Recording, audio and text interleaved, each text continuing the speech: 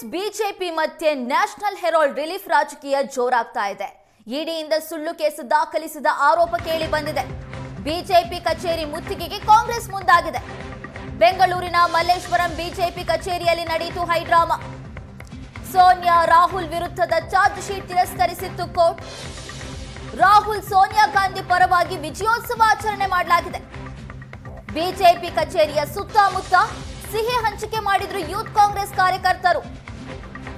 ಯುವ ಕಾಂಗ್ರೆಸ್ನ ಕಾರ್ಯಕರ್ತರನ್ನ ವಶಕ್ಕೆ ಪಡೆದಿದ್ದಾರೆ ಪೊಲೀಸರು. ಮುಖಂಡರಾದ ಅರ್ಜುನ್, ಪೃಥ್ವಿ ಸೇರಿ 30 ಮಂದಿಯನ್ನ ಖಾಕಿ ವಶಕ್ಕೆ ಪಡೆದಿದೆ.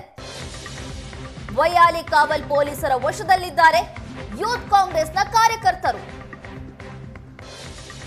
ನ್ಯಾಷನಲ್ ಹೆರಾಲ್ಡ್ ಕೇಸ್ನಲ್ಲಿ ರಾಹುಲ್ ಗಾಂಧಿ, ಸೋನಿಯಾ ಗಾಂಧಿಗೆ ಬಿಗ್ ರಿಲೀಫ್ ಸಿಕ್ಕಿದೆ. ಅವರಿಬ್ಬರ ವಿರುದ್ಧದ ಚಾರ್ಜ್ ಶೀಟ್ ಅನ್ನ ಕೋರ್ಟ್ ಖುಲಾಸೆ ಮಾಡಿದೆ. ಇದರ ಬೆನ್ನಲ್ಲೇ ಕಾಂಗ್ರೆಸ್ ವಿಜಯೋತ್ಸವ ಆಚರಣೆ ಮಾಡಿರೋದು. ಯೂತ್ ಕಾಂಗ್ರೆಸ್ ಕಾರ್ಯಕರ್ತರು ಮಲ್ಲೇಶ್ವರಂನಲ್ಲಿರುವಂತಹ ಬಿಜೆಪಿ ಕಚೇರಿ ಮುತ್ತಿಗೆಗೆ ಮುಂದಾಗಿದ್ರು. ಆ ದೃಶ್ಯವನ್ನ ನಾವು ಸ್ಕ್ರೀನ್ ಮೇಲೆ ಕೂಡ ನೋಡ್ತಿದ್ವಿ. ಮಲ್ಲೇಶ್ವರಂನಲ್ಲಿ ಬಿಜೆಪಿ ಕಚೇರಿ ಇದ್ದು ಆ ಕಚೇರಿಗೆ ಕಾಂಗ್ರೆಸ್ನ ಕಾರ್ಯಕರ್ತರು ಮುತ್ತಿಗೆ ಹಾಕೋದಕ್ಕೆ ಮುಂದಾಗಿದ್ರು. ವೈಯಾಲಿ ಕಾವಲ್ ಪೊಲೀಸರು ತಡೆದಿದ್ದು ಯೂತ್ ಕಾಂಗ್ರೆಸ್ ಕಾರ್ಯಕರ್ತರನ್ನ ವಶಕ್ಕೆ ಪಡೆದಿದ್ರು. ಇದು ರಾಹುಲ್ ಗಾಂಧಿ ಮತ್ತು ಸೋನಿಯಾ ಗಾಂಧಿಗೆ ಸಿಕ್ಕ ಜಯ ಅಂತ ಯೂತ್ ಕಾಂಗ್ರೆಸ್ ಕಾರ್ಯಕರ್ತರು ಘೋಷಣೆ ಕೂಗ್ತಾ ಇದ್ರು.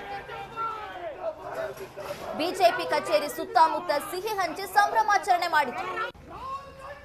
ಯಾವಾಗ ಬಿಜೆಪಿ ಕಚೇರಿಗೆ ಮುತ್ತಿಗೆ ಹಾಕೋದಕ್ಕೆ ಮುಂದಾದ್ರೋ ಆಗ ಪೊಲೀಸರು ತಡೆದಿದ್ದಾರೆ.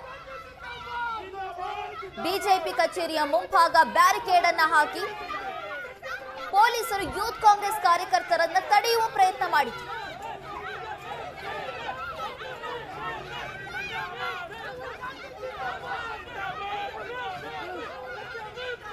ರಾಹುಲ್ ವಿರುದ್ಧದ ಚಾರ್ಜ್ ಶೀಟ್ ಅನ್ನ ತಿರಸ್ಕರಿಸಿತ್ತು ಕೋರ್ಟ್.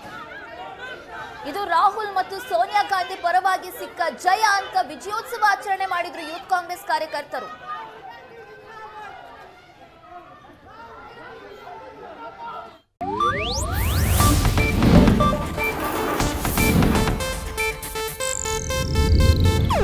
ಇದು ಏಷ್ಯಾನೆಟ್ ನ್ಯೂಸ್ ನೆಟ್ವರ್ಕ್ ಪ್ರಸ್ತುತಿ.